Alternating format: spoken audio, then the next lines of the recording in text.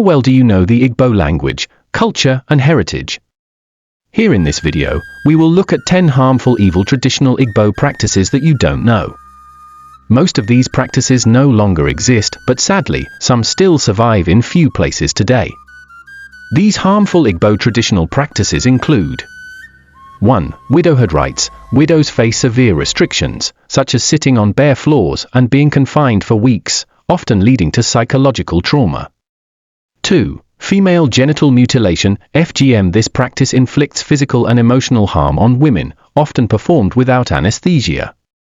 3. Osu caste system. Individuals labeled as Osu face social ostracism and discrimination, severely limiting their rights and opportunities.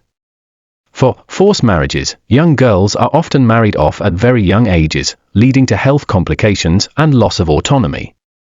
5. Child labor. Children are subjected to hard labor, impacting their education and well-being. 6. Sacrificial rituals. Some rituals require sacrifices that can be harmful or exploitative. 7. Crawling over a husband's corpse. This dehumanizing act is part of mourning practices for widows. 8. Drinking from a husband's corpse washings. This ritual is performed under duress and poses health risks. 9. Shaving hair after a husband's death. This practice symbolizes mourning but can lead to social stigma.